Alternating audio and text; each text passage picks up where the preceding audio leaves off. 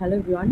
Krittika house থেকে যে পূজা, তো আমি পূজা দিদি হবে সম্পর্কে, তো পূজা দিকে আমি এটাই বলবো। আমার ভুল হয়ে গেছে। আমি একজনের ভিডিও দেখলাম, সে বললো ঘটনাটা সত্যি। তো সত্যি কথা বলতে এখন সোশ্যাল মিডিয়াটা এমন হয়েছে না যে বোঝা বড় তাই যে কে সত্যি বলছে আর কে মিথ্যে বলছে। কিন্তু সত্যি কথা বলতে আমার না প্রথমে দেখেই না ভীষণ একটা খারাপই লেগেছে, কারণ তোমাদের ভিডিও আমি দেখি, জানি না আমার এই ভিডিওটা কজন কি দেখতে বা কিছু, আমি ভিডিওটা তাও করছি, বেশিক্ষণের ভিডিও তৈরি করবো না। এটাই বলার যে আমার ভীষণ খারাপ লাগছে এটা ভেবে। মানে যদি তো অবশ্যই বলছে যে আমি নিজে ভাবতে পারছি না, আমি নিজেকেই বিশ্বাস করতে পারছি না, এগুলো তো করছি, এটা আমিও আমার দিক থেকেও আমি সত্যি কথা আমি ভাবলেই কেমন লাগছে। এটা যদি সত্যি হয়েও থাকে এটা কীরকম একটা ব্যাপার। কদিন আগে, এই তো কিছুদিন আগে এত অসুস্থ ছিল, তার স্বামী এতটাই তার পাশে ছিল। তারপরে কোনো একটা একটু ওদিক হলেই বকা দিত, বলতো যে দেখো আমাদের এই সোশ্যাল মাধ্যমের বলা যে ওয়াইটিতে বলতো, যে সোশ্যাল মাধ্যমে ইউটিউবেই বলতো যে দেখো তোমাদের পূজা কী করছে, কথা শুনছে না, এই করছে ওই করছে। তো আমারও খারাপ লাগতো। সে কথা আলাদা, দেখা এত কষ্ট করে মেয়েটা সুস্থ হচ্ছে, সেখানে যদি নিজেই ঠিক না থাকে, একটা ছোটো বাচ্চা আছে, ওর কথা তো ভাবতে হবে। সেখানে এখন আমি দেখি জাস্ট অবাক। যে সংসারটা ভেঙে যাচ্ছে এই কথা ভাবলেই তো আমার ভাবছি যে কী বাবা, কী অবস্থা। নয়তো বছর একটা সংসার যদি ভেঙে যায়, কতটা কষ্টের আছে, মানে ওর একটা ছোটো ফুটফুটে বাচ্চা নিয়ে আছে। অদ্ভুত, একটা কষ্টের সময় যার পাশে ছিল, এখন তো ও অনেকটাই সুস্থ বলবো, একেবারে যে অসুস্থ হয়ে যায়নি, হয় সুস্থ হয়ে গেছে সেটা তো আমি বলবো না, কিন্তু হ্যাঁ সুস্থ তো এখন। সেখানে এখন এমন ফট করে যারা সমস্ত পূজা আমাদের বললো, মানে পূজা দিই যে সমস্ত কথাগুলো একটা ভিডিওর মাধ্যমে বললো, সেখানে তো জাস্ট অবাক হয়ে যাচ্ছে, যে ভাবলেই অবাক লাগছে যে এরকম হতে পারে। পূজাদি নিজেই বলছে যে আমি নিজেই বিশ্বাস করতে পারছি না এটা যে সত্যি বা কিছু। এদিকে ফোন করছি, ফোন ধরছে না, ও বাড়ি থেকে চলে গেছে। এদিকে পূজাদি বলছে আমার বাবার কাছে দিব্যি বলছে যে তুই কাঁদছিস কেন, বলছে দিব্যি দিয়েছি আমি কাঁদবো না।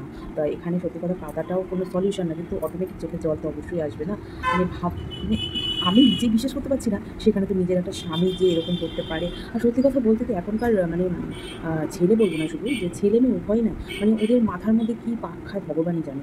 যে সংসার কী বলবো তোমাদেরকে, বিয়েটা এখন ছেলে খেলা এসে পৌঁছেছে। যখন যাকে ভালো লাগছে মতিভ্রম, বলে না মতিভ্রম হয়েছে, সেরকমই ব্যাপারটা এখন আজকাল। এই কাপেল দুটোর কথা বাদ দিলেও, আমি যে পূজাদির কথা বাদ দিলেও অন্যদেরও তো দেখছি, আমাদের চারপাশে এমন পরিস্থিতি না, ধারণার বাইরে। সোশ্যাল মিডিয়াতে দুটো কথা বলতে পারি এর জন্য, যে সোশ্যাল মিডিয়াতেই এসে তোমরা যে যা সমস্ত ভিডিও করছো, সেটা তুমি সোশ্যাল মাধ্যমে এখানে আমাদের চারপাশে কিছুটা হচ্ছে, আশেপাশে, সেটা 100 জন 500 জনের লিমিট থাকছে, কিন্তু সোশ্যাল মাধ্যমে যদি কিছু একটা শেয়ার করা হয়, সেটা কিন্তু আজ ভিউ হচ্ছে না, কাল ভিউ হবে না, এটা কিন্তু বলা যায় না। তো পৃথিবী জুড়ে কিন্তু মানুষ দেখে, তাদেরকে বার্তা দেওয়া হচ্ছে, তাহলেই ওর জন্যই ব্যাপারগুলো কন্ট্রোভার্সি ক্রিয়েট হয় বা ওদেরকে নিয়ে কিছু কথা বলা হয়। তেমনি তোমাদেরকেও। আমি তো জাস্ট অবাক হয়ে গেলাম। এটা আর সোশ্যাল মাধ্যমে তো এরকম অনেকেই আছে যারা প্র্যাঙ্ক করছে, তারপরে টাকা ইনকামের জন্য নোংরা খেলায় মেতে উঠেছে। কিন্তু পূজা দিয়ে এমনভাবে জিনিসটা বললো, যে সত্যি কথা বলতে যে আমারও বিশ্বাস হয়েছে যে তুমি সত্যি কথাই বলছো। কিন্তু আবার ওই যে সোশ্যাল মাধ্যমে যে সোশ্যাল করেছে কথাটা, ওটা ভেবে আবার ভাবছি মনে হয় সব টাকারই খেলা। কিন্তু আবার এই ভিডিও দেখতে পূজাদির ভিডিও দেখতে এটাও মনে আসছে যে যার এত বড় একটা অসুখ হয়েছিল বা সে কোন পরিস্থিতিতে ছিল, সে হট করে এরকম ভিউর লোভে, কিছু টাকা ইনকামের লোভে কি এতটাই নিচে নামতে পারে যে এত বড় জিনিসটাকে নিয়ে মিথ্যে কথা বলবার সম্পর্ককে নিয়ে। তো সত্যি কথা বলতে এসব ঘুটে ঘ হয়ে গেছে। তো শেষমেশ আমি একটা ভিডিও দেখলাম, যেখানে আমার বিশ্বাস হলো যে একটা কাকিমার ভিডিও দেখলাম, তো সেখানে বিশ্বাস হলো যে ঘটনাটা সত্যি। আমাদের পূজাদির পর ফোনও কেউ ধরছে না, ফোন করছে হোয়াটসঅ্যাপে কথা বলছে, তাও কোনো রিপ্লাই দিচ্ছে না। তো যাই হোক, আমার এটাই বলার যে সমস্যাগুলো আছে সেগুলোর চেষ্টা করো মিটিয়ে নেওয়ার। আর কিন্তু পূজাদি আবার বলছে যে আমার কিছু জানতে চাই না, কিছু না, কাগজপত্র রেডি করে করছে। তো ভীষণই খারাপ লাগছে এটা, খুব খারাপ লাগে।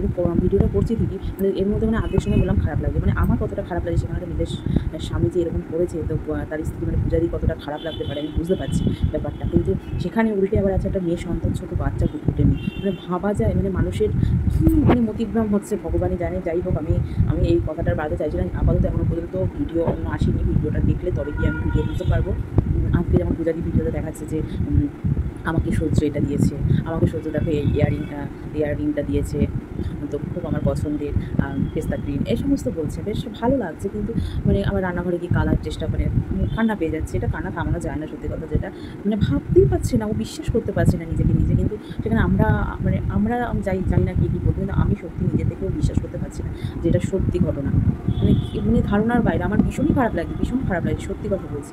তাই না, আমার ভিডিওটা কে কী দেখবে না দেখবে, আমি আমার মনের কথাটা বলেছি, হয়তো এই ভিডিওতে অর্ধেক সময় বলেছি, আমার খারাপ লাগে, সত্যি আমার ভীষণই খারাপ লাগে। এখন সন্ধ্যাবেলা আমি যাবো ঠাকুরের কাছে পুজো দিতে, এখন জামাকাপড় পাল্টে বরমাসের অফিস থেকে আসার টাইম হয়ে গেছে। কিন্তু সত্যি কথা বলতে এখন স্বামী কেন করবো, স্বামী স্ত্রী এটা বলবো না, মানে ছেলে মেয়ে, মেন কথা হলো ছেলে আর মেয়ে। তো ছেলে মেয়ে একটা বিয়ের আগে একটা ছেলে মেয়ে আর বিয়ের পরে একটা ছেলে মেয়ে হয়ে যাওয়ার পরে যে মা বাবার কিন্তু একটা ডিভোর্সি হয়ে গেলে বা ছাড়াছাড়ি হয়ে গেলে তার এফেক্টটা কিন্তু 99.9% কিন্তু একটা সন্তানের উপর গিয়েই পড়ে। কারণ ওকে কিন্তু সমাজে চলতে হবে, মানে স্বামী ছেড়ে দিলেও স্ত্রীও চলছে, স্ত্রী ছেড়ে দিলেও স্বামীও চলছে যেভাবে। কিন্তু যেখানে একটা সন্তান দ্বিতীয় ব্যক্তি চলে আসে স্বামী স্ত্রীর যে একটা ভালোবাসার প্রতীক হিসেবে, সেখানে মানে ভাবা যায় যে এরকম একটা জিনিস, জানি না সত্যি কথা এখন মানুষকে বোঝা বড় দায়, সত্যিই বোঝা বড় দায়। আমি যে ভিডিওটা তোমাদের আমার এই ভিডিওটার আগে শেয়ার করেছি, সত্যি কথা আমি এটাই বলেছি যে প্রথমে বলেছি মানুষকে বোঝা বড় দায়, কে সত্যি কে মিথ্যে বোঝা বড় সত্যি দায়।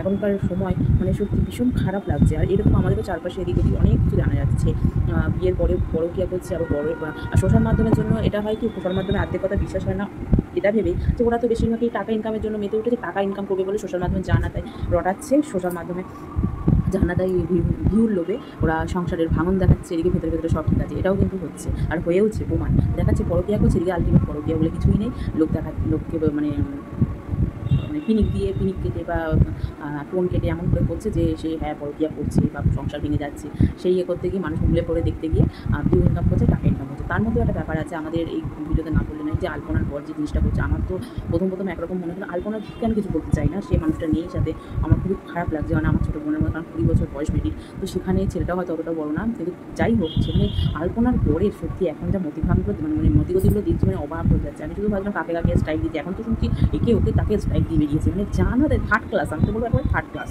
মানে এরপরে যার কত কী বেরোবে ভগবানই জানে। তো আমি এটাই বলতে চাই কি আস্তে আস্তে দেখবে ওদের এরকম হতে থাকলে ভিডিওর কোনো ভিউই হবে না, আলটিমেট আলপনার মায়ের কী হবে সেটা ভগবানই সহায়, ভগবানই জানে, ভগবানই রক্ষা করে। তো আমার ভিডিওটা এখানে এন্ড করছি, ঠাকুর পুজো দিতে যাবো, সন্ধ্যা হয়ে যাচ্ছে।